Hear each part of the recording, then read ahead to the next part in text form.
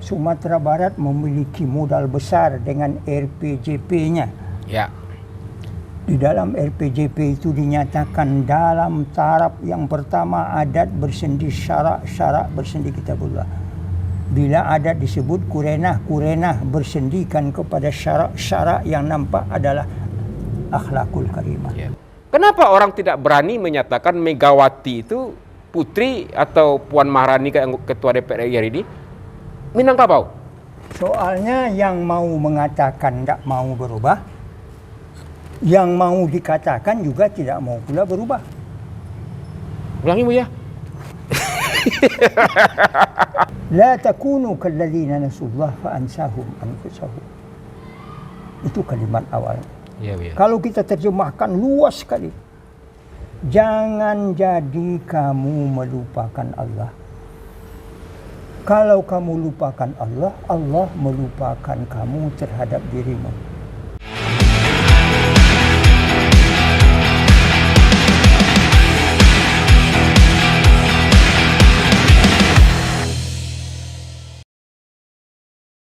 Bismillahirrahmanirrahim. Assalamualaikum warahmatullahi wabarakatuh. Waalaikumsalam. Dan salam sejahtera bagi kita semua. Kembali bersama saya di channel Kopi Pahit Hidayat. Kali ini alhamdulillah saya diberikan kesempatan berdiskusi bertemu dengan ulama besar kita, Buya Mas'ud Abidin.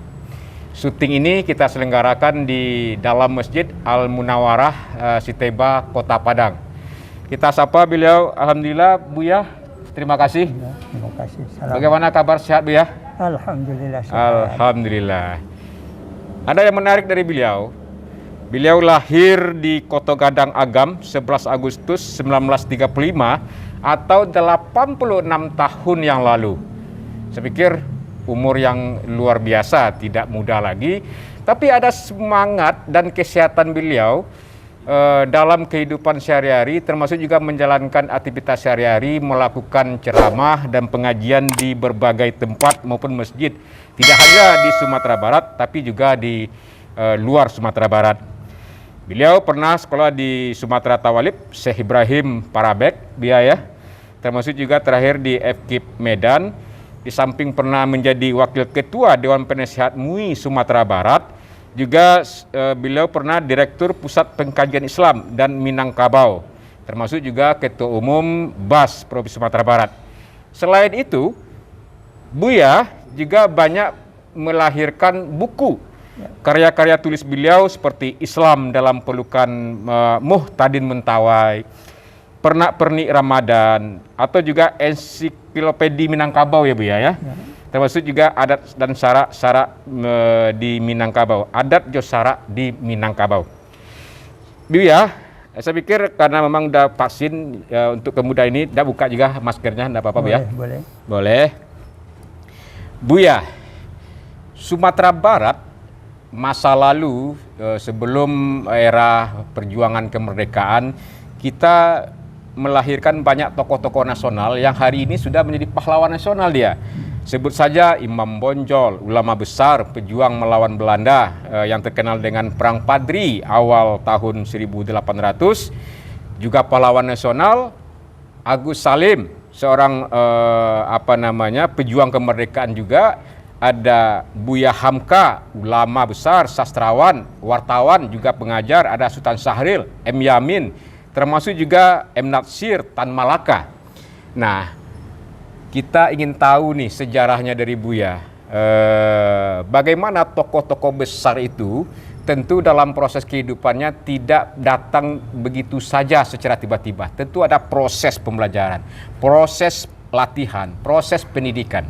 Nah, ini yang coba kita gali dari Buya Mas'ud Abidin, karena beliau juga seorang penulis, juga pelaku sejarah, dan saya pikir juga sejarawan. Mohon maaf nih Buya, nanti kita cerita lebih personal kepada Buya. Namun kali ini kita bersejarah dulu Buya. Apa sih modalnya tokoh-tokoh besar kita dulu yang Dayat sebutkan tadi itu terlahir sebagai pejuang, pemikir, filosof, termasuk juga di pahlawan nasional Buya. Baik, siap. Bismillahirrahmanirrahim. Pemimpin lahir dan dilahirkan. Ya. Oh ya. Mm-mm. Dia lahir dari kondisi yang ada di kelilingnya. Ya, Buya. Dan kondisi yang ada di kelilingnya itu melahirkan sikap watak menjadi pemimpin. Ya, Buya. Tentu ada 3 hal yang menjadi penyebab. Yang barangkali perlu kita sosialisasikan sekarang. Ya, Buya. Yang pertama, kecintaan kepada keluarga. Cintaan pada keluarga, Buya. Dan keluarga yang kita sebut itu bukan hanya ibu dan bapak, tapi keluarga itu adalah kaum. Mereka tidak pernah memiliki sikap emang gue pikirin, lu gue. Dan itu ditanamkan. Dari mana penanamannya? Dari adat dan dari agama. Ya. Karena berkeluarga itu tuntunan adat, memelihara sayang dengan keluarga juga tuntunan agama. Ya. Itu yang pertama. Yang kedua, pendidikan. Pendidikan. Oleh karena itu tidak mungkin pemimpin tumbuh without tanpa pendidikan. Ya. Pendidikan ini wajib. Pendidikan yang dilakukan pada masa dahulu dihidupkan oleh 3 cabang. Cabang yang pertama rumah tangga. Ya. Cabang yang kedua masyarakat. Ya. Cabang yang ketiga sekolah, tempat mendidik. Rumah telah diajarkan dalam pendidikan bagaimana cara duduk, bagaimana cara bicara, bagaimana cara berunding, sampai kepada bagaimana cara makan, bagaimana cara minum. Itu di rumah, Bu, ya? Di rumah. Siapa yang mau mengajarkan itu, Bu? Sampai tidak boleh barimah. Ya, Bu, ya. Betul. Sebab kalau barimah juga, bahambi cicik. Ya. Ketika makan tuh. Ini akan banyak dampaknya sehingga dia tidak akan pernah, jangankan membuang tisu di tengah jalan, Iya. membuang rimah saja di tempat makan dia tidak mau. Hari ini itu tidak ada pelajaran itu. Itu pertama. Tunggu dulu, ya. Kenapa putus ini pembelajaran seperti itu? Kan filosofisnya dalam, ya. Walaupun satu butir nasi, tapi berdampak terhadap persoalan bersyukur dan kebersihan juga. Betul. Tadi Bu ya mengatakan. Betul. Dulu masa lalu itu siapa yang ngajarkan itu, Bu ya? Orang tua mengajarkan, nenek mama mengajarkan, orang kampung mengajarkan, ulama mengajarkan. Sekarang ini siapa yang mengajarkan? Itu satu, baru rumah. Iya, Bu ya. Kemudian lingkungan masyarakat. Kalau ada seorang anak yang nakal, tidak ditanya siapa mama ang, tidak begitu dah. Tapi langsung seorang mama dari manapun juga melarangnya. Kamu kemenakanku. Di dalam adat disebut anak di pangku kemenakan. Ini sudah hampir habis sekarang. Wow. Kenapa ini terjadi?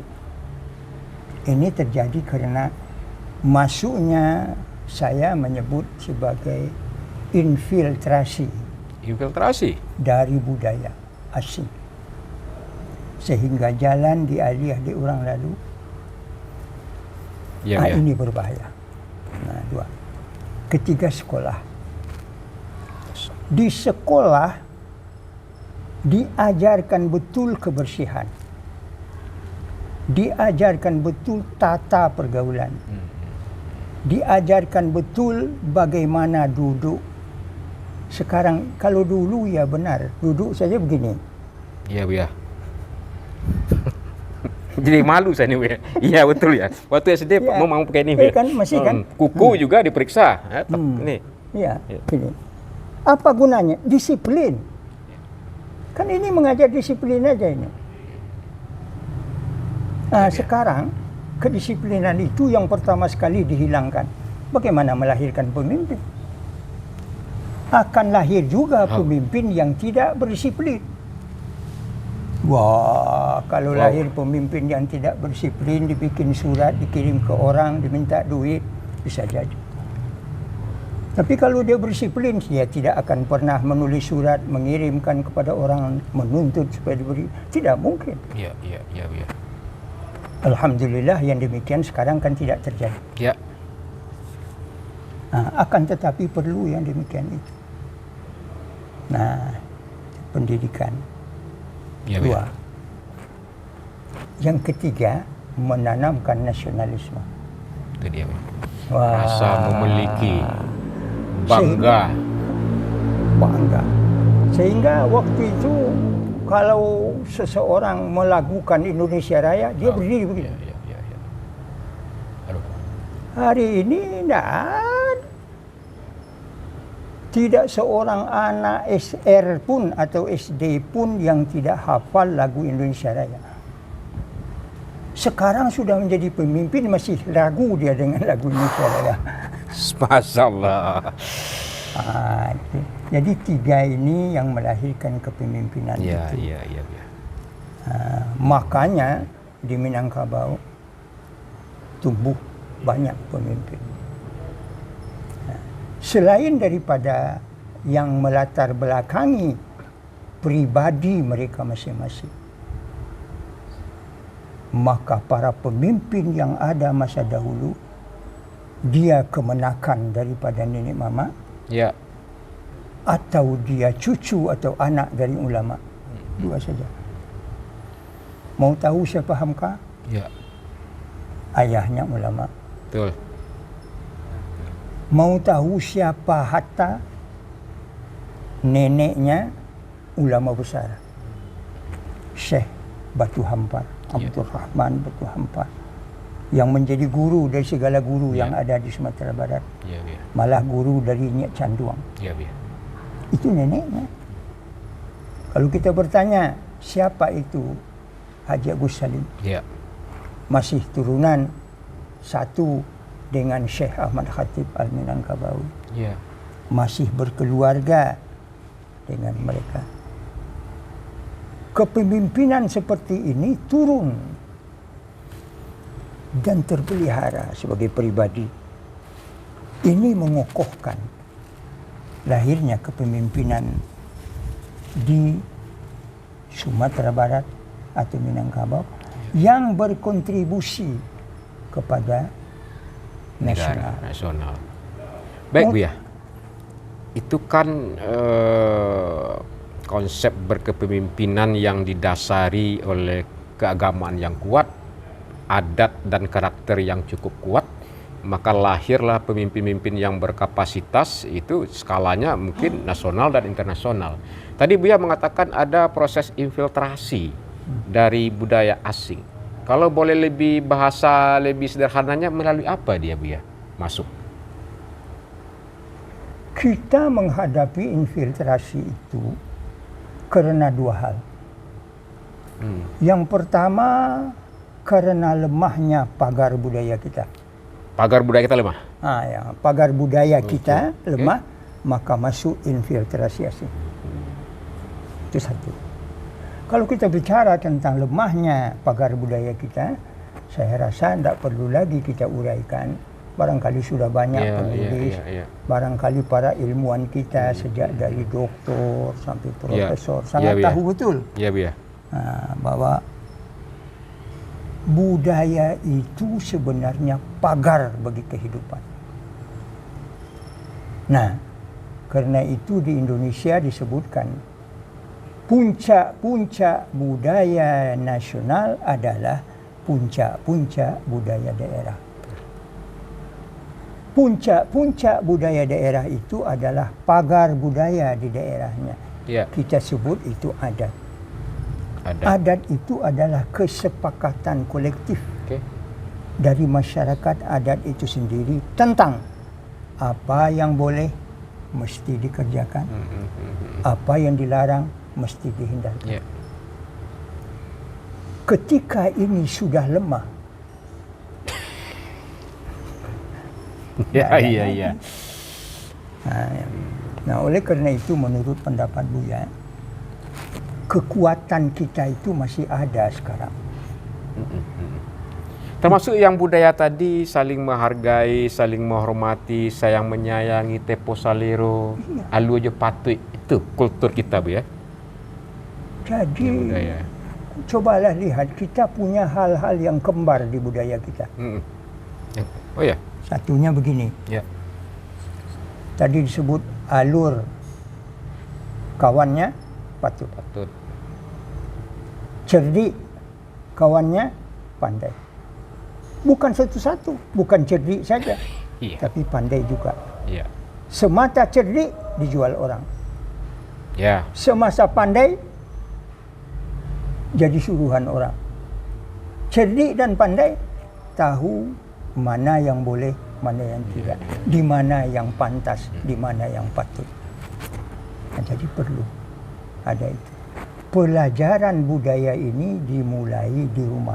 Di rumah tangga, masyarakat, di sekolah. Baru masyarakat, baru di sekolah. Baru sekolah. Masih ingat kan? Seperti yang Buya katakan tadi. Iya, Bu ya. Hanya meletakkan tangan di Ya. Soal disiplin. disiplin. Nah, sekarang sekolah mana kira-kira yang memulai pagi-pagi dengan tidak ada. Kemudian kita bertanya, ketika kita telah merdeka sekarang ini, sekolah mana yang memulai masuk dengan menyanyikan lagu Indonesia Raya? Tak terdengar, Bu ya. Kok bisa hilang, Bu ya? Ini yang si Buya katakan infiltrasi budaya asing. Karena pagar awak tak kuat. Pagar kita nggak kuat. Kuat.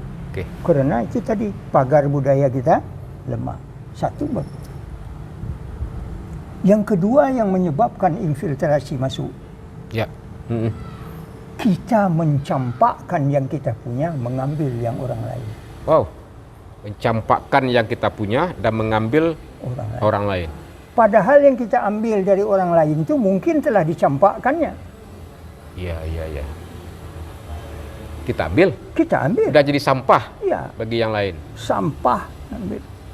Karena itu kemajuan orang lain tidak bisa kita kejar, karena yang kita ambil sampah yang dibuangnya. Subhanallah. Hah. Contohnya apa itu, Bu ya? Oh, banyak sekali contohnya. Hari ini kita ikuti PON. PON keberapa? Ya di Papua, Bu ya, Ya, yang di PON Papua. 20 ya. Oke ya. Sekarang ini. PON itu melahirkan sportivitas. Ya. Sportivitas lahir karena menghormati kemuliaan orang dan meyakini kekurangan kita. Menghormati kemuliaan orang lain dan Meyakini mengakui kekurangan diri sendiri. Kalau ini tidak ada, sportivitas tidak mungkin. Wow. Itu yang jarang sekali, Bu ya. Nah, Hari ini makanya. susah mencari sportif. Ya kan? Dicampakkan oleh orang budaya yang tadinya mereka punya, yang disebut dengan individualis. Oke. Individualis ini urusannya dengan diri sendiri aja. Saja. Tidak ada kepedulian sosial dengan tetangga, dengan masyarakat luas. Sampai ke sportivitas. Sampai ke sportivitas. Kita ambil. Ya, Bu. Sehingga kita merasa bangga kalau kita mampu mengurus diri kita sendiri. Tanpa mempedulikan orang lain. Apa akibatnya? Ini aja. Berapa susahnya kita di Sumatera Barat menyuruh orang pakai ini. Ya, Bu. Sekarang kita kan tidak memakai ini karena Ya, karena memang sudah untuk kebutuhan ini ya. Pakai masker juga. sebenarnya wajib kita pakai. Tetapi betapa susahnya. Ya, Bu. Karena kedisiplinan. Nah, bila seorang pemimpin menyuruh memakai ini, tetapi dia tidak memakai, tidak mungkin terjadi. Panutan dia. Oleh karena itu pemimpin itu panutan. Nah, jadi dua hal ini yang menyebabkan infiltrasi tadi masuk. Yang pertama karena benteng atau pagar budaya kita melemah. Yang kedua kita mengambil yang dibuang orang dan mencampakkan yang kita punya. Wah, dari sisi budaya ini sangat buruk sekali. Banyak contoh yang kita sebut sekarang ini. Masa ilmuwan bertengkar. Ya Bu ya. Padahal ilmuwan itu mencari way out. Menjauhkan perselisihan. Menghimpun kesepakatan. Tetapi sekarang karena individualis, lahirlah apa yang kita lihat sekarang, apa yang kita dengar sekarang. Bahaya infiltrasi budaya itu. Nah, oleh karena itu, kita boleh berpikir global, bertindak tetapi lokal. bertindak lokal. Ya. Bertindak lokal itu menguatkan agama kita dan mengokohkan adat kita. Agama dan adat. Dua saja. Nah, karena itu Buya menyatakan begini, ketika adat lemah, agama tidak jalan. Ya. Ketika agama lemah, adat tidak ada. Kenapa? Khusus untuk Sumatera Barat, karena yang dua ini berjalin berkelindan. Adatnya diisi oleh agama. Pelaksanaan agamanya dituntun oleh adatnya. Ya. Tapi kan kita dikenal dengan filosofis adat berseri syarak, syarak bersandi kita bulah. Setiap kampanye siapapun juga anggota DPRD, kepala daerah, wali kota, gubernur, DPR RI, ABS, SBK kita bumikan. Nah, bagaimana Bu ya melihat ini? Apakah ini jadi ada gium yang percuma saja yang dipakai suatu ketika aja Bu ya? Bahkan tokoh-tokoh nasional juga mengatakan ABS SBK, tapi realitanya gimana Bu ya? Sebenarnya begini. Ya gimana sebenarnya Bu ya? Jangan dulu kita berbicara soal teori ya. Siap. Kita bicara soal kecil. Ya Bu ya. Mengertikah kita semua apa yang dikatakan adat? Apakah adat itu pakaian? Ya. Apakah adat itu simbol? Apakah adat itu tarian? Apakah adat itu dendang? Apakah adat itu pantun-pantun? Itukah kata kita adat? Sebenarnya tidak.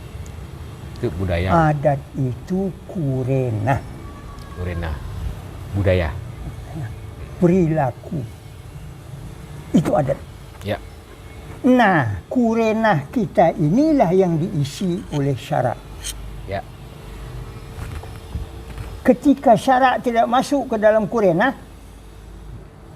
berlakulah kesombongan, ketidakpedulian.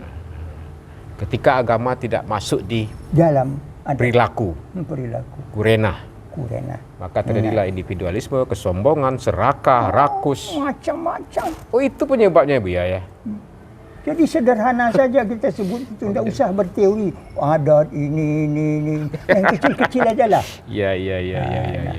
Kita lihat Sumatera Barat memiliki modal besar dengan RPJP-nya. Ya.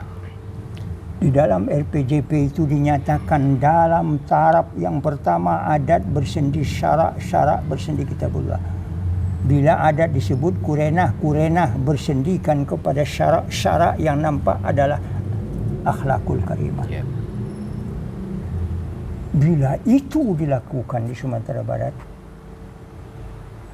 dalam tempo 6 tahun pendidikan di SD pasti lahir sekian ratus calon pemimpin masa depan. Ditambah dengan 3 tahun di SMA. Tambah 3 tahun pula di SMA. Tambah 3 tahun pula di fakultas. Bayangkan berapa kira-kiranya pemimpin yang lahir di Sumatera Barat. Karena kurenahnya sudah berisi kurenah syarak. Ini yang dimiliki oleh Yamin. Ya. Lihat siapa keluarga Yamin. Adi Negoro. Ya, iya Buya. Iya kan? Ya, Buya. Buya, kenapa agak dari ini sulit menerapkan syarak ke perilaku sehari-hari tadi, Buya? Padahal filosofis hidup kita sudah sepakat nih. Di dokumen pemerintah sendiri, di RPJPD, di RPJMD, perda-perda juga terkait dengan itu. Apa nih Buya? Kenapa susah sekali Wak coba terapkan? Apakah kurikulumnya yang tidak pas atau komitmen? Apa nih Buya yang sebenarnya benar itu kurikulumnya tidak tepat. Bila kurikulumnya tidak tepat, kita melihat epistemologinya tidak ada. Teori ya, teori. Kurikulum tidak tepat, epistemologinya nggak ada. Asal usulnya ya, apa namanya? Nah, sekarang kita serahkan aja kepada dunia pendidikan. Ada BAM, ya. Bimbingan Adat Minangkabau ya. Minangkabau. Ya. Apa saja yang masuk dalam BAM itu? Adakah perilaku? Jadi si penulis BAM ini harus diperhatikan oleh Dinas Pendidikan karena penulisan BAM termasuk di dalam kerangka RPJP dan RPJM. Ya. Aduh. Tak jalan tuh Bu ya. BAM itu. Kalau sudah jalan itu tak apa lagi. Nah, Indonesia sekarang kekurangan pemimpin. Indonesia kurang pemimpin. Banyak Yang ada manajer di Indonesia ini. Ya. Manajer semua. Jadi pemimpin yang didengar oleh masyarakat susah mencari. Itulah kesempatan Sumatera Barat sekarang dan masa datang dengan adat dan budayanya Minangkabau. Ya. Menghidupkan dan melahirkan pemimpin-pemimpin masa datang. Melalui apa? Pendidikan tadi. Pendidikan yang baik. Pendidikan yang sempurna itu di dalamnya ada dua. Ada lagi Bu ya? Dari pendidikan boleh ada dua lagi. ditanyakan kepada ahli pendidikan, jangan dikebuyalah. Iya. Menurut Buya dua. Pertama, di dalam pendidikan itu ada cara, metode, Ya. sistem Betul. untuk menyampaikan materi pendidikan. Itu yang pertama. Ya. Yang kedua, materi pendidikan wajib memiliki values, nilai. Oke. Nah, kalau ini tidak ada yang dua ini, epistemologi apa yang kita pakai? Tidak bisa diukur dia. Bisa. Sukses tidak suksesnya. Akibatnya sakit kepala anggota dewan. Ya, IPM kita tidak gerak-gerak juga ya, gitu kan. Jadi tidak usah kita berteori tinggi-tinggi, buat saja yang rendah. Menurut Buya, kita mulai dengan apa yang ada. Oke. Apa yang ada di Sumatera Barat? Yang ada itu pertama adatnya kuat, yang kedua agamanya sempurna. Dari sana kita mulai. Itu dulu yang harus dipertajam. Yang ada itu sudah sangat cukup untuk memulai membangun pemimpin atau membangun generasi pemimpin masa depan. Jadi kita sudah harus memproduksi pemimpin Indonesia masa depan. Kenapa? Karena kita sudah pernah menjadi industri pemimpin pada masa Belanda. Tapi konsep kuat agama dan adat tadi juga menciptakan masyarakat yang pada akhirnya kesolehan sosialnya meningkat ya. Benar. Negara yang maju ya. Masya Allah. Kalau ini tidak, kita buat. Ya. Hari ini perilaku kita, perilaku sosial, perilaku politik yang duduk di anggian ke bawah tidak berlapang hati untuk saling menganjung-anjungkan Bu ya gitu.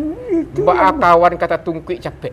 Betul tak Buya tuh? Ini apa yang sakit kita Buya secara sosial. Itu nan Buya katakan tadi, yang diulang itu ambiak nan dia. Itu campaan. Ya, jadi berat. Mudah-mudahan saja para pemimpin kita sekarang, Iya Buya. para politisi kita sekarang, kita tidak pernah cemas menghadapi mereka. Masih ada modal kita. Ya. Masih ada pemimpin kita yang masih peduli dengan rakyat. Masih ada. Betul, masih ada. Baik Buya. Buya pernah menyatakan ambil buah dari batang. Jangan ambil batang dari buah. Apa maksudnya Buya? Ada dua jalan tarikah. Tarikah apa Buya? Tarikah itu jalan. Jalan. Sip. Mengambil cita-cita. Ya. Maksud kita, cita-cita kita adalah hasil dari sebuah usaha. Ya. Ada yang mengambil buah dari batang. Iya Buya. Artinya dia menunggu saja di bawah batang kayu sampai buah itu jatuh. Tidak ada kerja keras, usaha. Tidak ada usaha, hanya menunggu buahnya dari batangnya. Tetapi Togel ada yang dari batang dari buah. Artinya buah itu dia tanam, tumbuh batang, dan batang akan menghasilkan buah. Wah, hebat sekali. Kalau ini kita lakukan. Ya. Ada filsafat proses itu ya. Proses kerja keras, ingin berusaha. Jadi kondisinya adalah kerja, berusaha. Tapi kan ada kecenderungan Bu ya. Kerja sedikit, hasil nak banyak itu. Memang ada itu apanya Bu ya, teorinya Bu ya. Kerja dikit, hasil nak banyak. Itu teorinya orang Yahudi. Teori ahli ekonomi, kalau tidak Gosen namanya. Si Gosen ini kan orang Yahudi. Betul ya. Kalau perlu dengan tenaga yang sedikit kita meraup untung yang banyak. Tidak ada dalam ekonomi untung yang seimbang dengan tenaga. Bukan berarti tanpa tenaga untung dicari, itu bukan ekonomi. Tidak ada itu prinsip ekonomi yang begitu. Padahal hukum Gosen itu kan menghabiskan orang.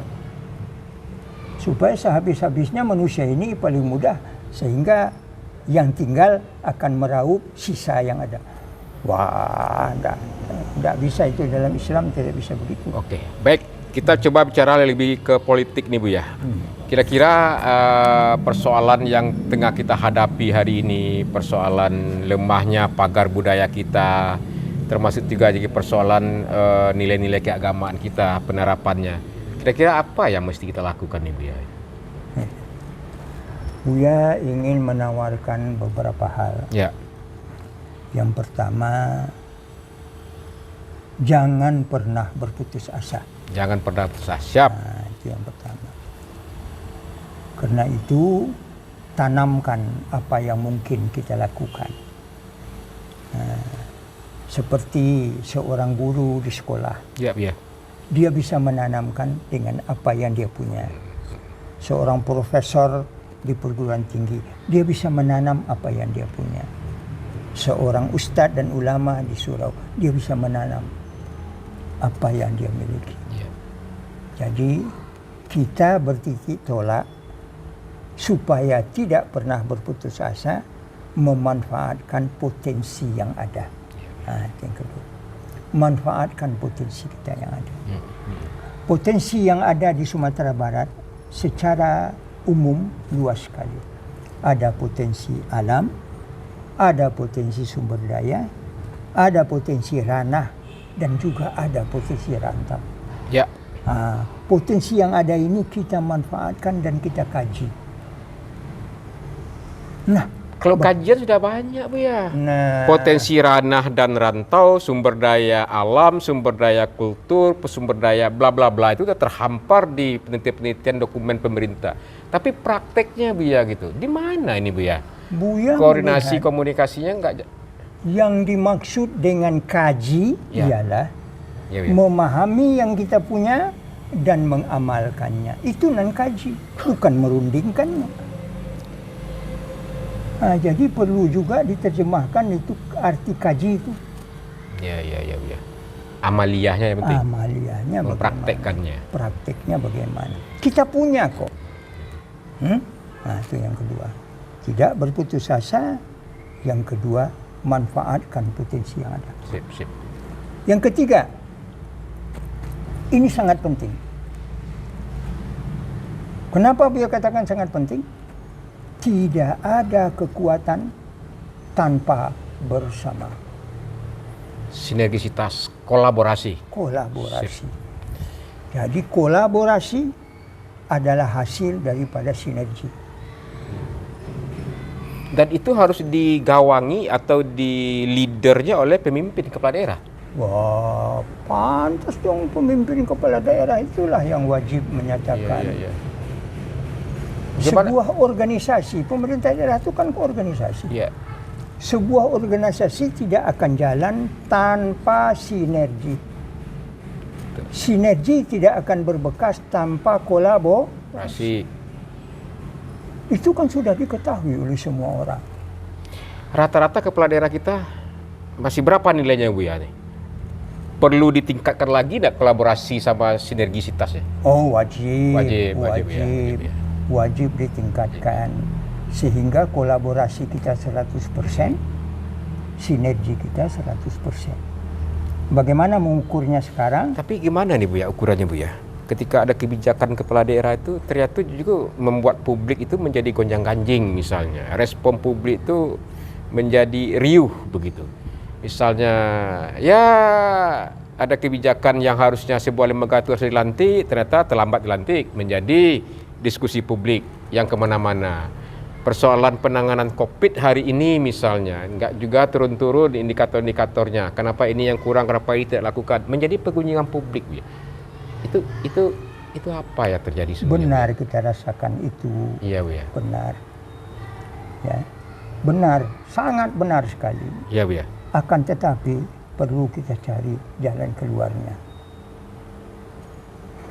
Salah satu dari jalan keluarnya ialah jangan sampai lupa diri. Buya sebagai seorang ulama akan menyebutkan bagaimana Allah memerintahkan kepada kita menurut kitab suci. Ya. Buya ambil Al-Quran. Dalam suratul Hasyr dinyatakan oleh Allah. La takunu kalladzina nasullah fa ansahum anfusahum. Itu kalimat awal. Ya, ya. Kalau kita terjemahkan luas sekali. Jangan jadi kamu melupakan Allah. Kalau kamu lupakan Allah, Allah melupakan kamu terhadap dirimu. Kalau lupa awak terhadap diri awak, berbahaya. Seorang guru yang lupa dia dirinya bahwa dia seorang guru. Ya. Seorang pemimpin yang lupa dia dirinya bahwa dia seorang pemimpin, pindah rumah dari rumah gadang ke Pinjaro. Pindah rumah dek karena tidak tahu diri. Jadi problema kita sekarang menanamkan diri. Tahu diri itu melahirkan dua. Tahu akan kewajiban, tahu akan tanggung jawab. Tanggung jawab, kewajiban dan tanggung jawab. Memainkan fungsi sesuai dengan peran. Awak pangkat rendah, tapi jangan berlagak pangkat tinggi. Oh. Itu sih Bu ya, antara lain Bu ya. Kalau tersorongkan terempah orang lain, kajiannya orang. Iya. Nah, ya. Walaupun di musaji, susun terempah banyak-banyak, kurang salat Jumat. Kaluanan terempah awak juga dipakai, jangan dipakai terempah orang lain. Kalau dipakai terempah orang lain, ini kajiannya orang. Ya. Dalam itu masalah. Nah, bagaimana kita mengaktualisasikannya di dalam tindakan? Nah, orang Sumatera Barat ini orang politik semua. Nah itu Bu ya, karena politik semua ekonominya tertinggal. Bukan berekonomi pun melahirkan politik. Oh begitu ya? Berpolitik pun melahirkan ekonomi. Ya betul-betul. Tapi jangan dominan politik terus Bu ya. Bukan. Di WA Group kan komentatornya politik yang cenderung nih. Politik itu bukan partai. Ya. Politik Seni itu untuk mencapai seni, tujuan. Cara. Untuk bersama-sama lebih baik kondisinya. Baik Bu ya.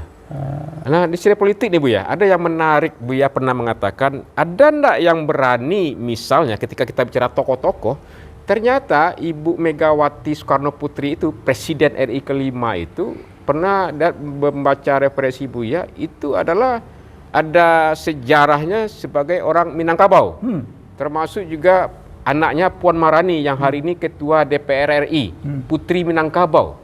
Kenapa orang tidak berani menyatakan Megawati itu Putri atau Puan Maharani Ketua DPR RI hari ini Minangkabau? Soalnya yang mau mengatakan tidak mau berubah, yang mau dikatakan juga tidak mau pula berubah. Ulangi Bu ya. Yang mau mengatakan tidak mau berubah. Sip, tahu. Yang mau dikatakan juga tidak mau berubah. Dari sisi keturunan, siapa yang bilang bahwa Fatmawati bukan orang Minang? Ya orang Muhammadiyah, tapi di Bengkulu Bu ya kan? Oh, Fatmawati bukan orang Bengkulu. Dia orang Indropuro. Indropuro.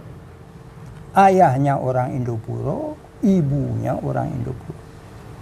Merantau ke Bengkulu. Ayahnya Fatmawati adalah konsul Muhammadiyah di Bengkulu. Konsul Muhammadiyah di Bengkulu. Oh. Ketika merantau dia diangkat. Karena itu ketika Soekarno nikah dengan Fatmawati, Iya Bu ya. siapa penghulunya? AR Sultan Mansur. Siapa tuh Bu ya? AR Sultan Mansur kan menantu daripada Syekh Rasul, ayah Hamka. Subhanallah. Itu penghulunya. Kenapa? Karena sama-sama orang Muhammadiyah. Bayangkan. Tapi nikahnya di Bengkulu. Iya. Nah, kalau dari sisi ini, bagaimana kita membatalkan bahwa anak dari Fatmawati adalah tidak orang Minang? Sementara dalam adat kita, Matri ini ya, keturunan ibu. Dan dia Ibu Megawati punya anak Puan Maharani. Puan. Yang hari ini adalah Ketua DPR RI. Ya orang Minang. Tulen lagi Bu ya. Kenapa? Kenapa tidak ada statement seperti itu ya? Karena tadi itu ya. Awak takui tidak mau berubah. Wow. Oh begitu. Jadi statement Ibu Megawati yang kemarin Sumatera Barat atau Minang seperti itu wujud benci atau keprihatinan mungkin Buya melihatnya. Karena prihatin beliau kali ya. Kalau Buya sebut Megawati ketika itu rindu kepada Minangkabau. Itu menurut Buya. Ada kerinduan. Yang saya kenal dulu adalah dia lihat sejarah ayahnya, bagaimana dekat dengan para pemimpin Minangkabau, dengan Agus Salim, Hatta, Natsir, betapapun bencinya, tandingan Tan Malaka gitu ya. Betapa bencinya Soekarno kepada Natsir. Ya, betul. Tetapi ketika mau diangkat menjadi menteri, Natsir yang harus menjadi Perdana Menteri. Ya. Bukankah itu pendapat dari seorang pemimpin? Menghindarkan seluruh perasaan tetapi mengemukakan nasionalis. Kalau secara politik Natsir dan Soekarno kan berbeda. Betul. Masumi PNI. Natsir pendiri Partai Masumi, Soekarno Partai Nasionalis Indonesia. Tetapi ketika dipentingkan oleh Soekarno, ini penting untuk Indonesia, Natsir. Bisa begitu enggak pemimpin Indonesia sekarang? Jadi kita harus belajar kepada langkah-langkah para pemimpin itu. Betul. Banyak yang perlu kita pelajari. Maka pemimpin yang benar menurut Buya adalah pemimpin yang mampu menekan perasaan dan mengedepankan kepentingan umum. Oh, berat sekarang tuh ya. Nah, makanya Apalagi pilkada langsung biaya mahal ya. Tentu kita responnya konstituen, tim sukses begitu ya. Gimana untuk kepentingan umum ya? Nah, ada satu soal saja. Bukankah Soekarno dengan Hatta bertentangan sehingga Hatta keluar dari Dwi Tunggal? Ya. Soekarno bikin demokrasi kita. Betul. Hatta bikin demokrasi kita. Menentang demokrasi yang dibuat oleh Soekarno. Iya, Bu ya. Pernahkah satu kalimat di dalam demokrasi kita, buku yang tertulis itu, mencaci Soekarno secara pribadi? Enggak ketemu. Seorang negarawan ya, ekonom juga. Negarawan. Kenapa itu bisa terjadi? Nah, kita kembali kepada pembicaraan kita yang pertama. Agama, adat yang kokoh. Bahkan Buya pernah menyaksikan malahan Muhammad Hatta menekan piagam pendirian UNAN di Bukit Tinggi. Itu betul tuh Buya? Betul. Dan Buya saksikan? Iya. Subhanallah. Oh ya, seperti apa suasana ketika itu? Ini SMA AC Bukit Tinggi. Ya. Kan ada gedung lama. Iya, Buya. Di sebelahnya ada pula gedung serupa. Yang sekarang entah jadi gedung apa dia, gedung pendidikan atau gedung apa. Sama bentuknya. Di sebelah kanan kalau kita menghadap ke sana, di sebelah kiri kalau dari gedung ini. Serupa. Di gedung inilah Hatta mendirikan Universitas Andalas. Dengan piagamnya. Andalas adalah universitas pertama di luar Jawa. Ya, tertua di Sumatera. Hebat. Oleh Muhammad Hatta. Dan ini adalah cita-cita Hatta sejak 1930.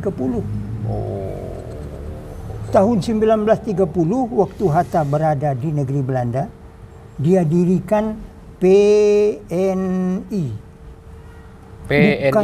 Bukan Partai Nasional Indonesia, tapi Pendidikan Nasional Indonesia. Untuk itu disuruhnya Syahrir pulang tahun 1930. Dirikan PNI karena melalui pendidikan nasionalisme akan tumbuh. Kembali kita kepada pembicaraan pertama tadi. Betapa besarnya andil dari pendidikan. Investasi yang mau tidak mau agar bangsa negara ini berdiri tegak ke depan adalah sektor pendidikan. Bukan yang lain. Nah, karena itu barangkali pendidikan ini kan yang tiga itu, rumah tangganya, masyarakatnya, sekolahnya, masyarakatnya. Ya. Karena itu surau, masjid, ya kan, balai adat, balai pertemuan harus kita lembagakan menjadi salah satu daripada kekuatan pendidikan masyarakat. Nah, barangkali Buya menyebut dahulu tahun 1950, 1970, ya kan, masih ada dinas yang disebut Inspeksi Pendidikan Masyarakat. Nah, sekarang tidak ada lagi. Baik Buya, banyak hal Buya sudah ceritakan bagaimana filsafatnya tokoh-tokoh yang lahir di Sumatera Barat pada masa lalu. Termasuk juga apa yang mesti kita lakukan yang tidak boleh tidak terkait pemahaman dan pengamalan terkait agama, termasuk juga amalia terkait persoalan adat ya.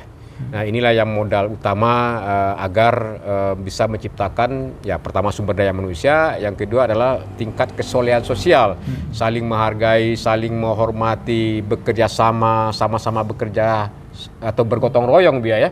Tentu dengan tadi pemimpin yang disayangi dan disegani. Saya pikir itu perbincangan kita dengan Buya Masud Abidin. Kami akhiri, billahi taufiq hidayah. Wassalamualaikum warahmatullahi wabarakatuh. Dan akan ada part yang kedua dengan Buya terkait persoalan pandemi COVID. Assalamualaikum warahmatullahi wabarakatuh. Bye. Assalamualaikum warahmatullahi wabarakatuh.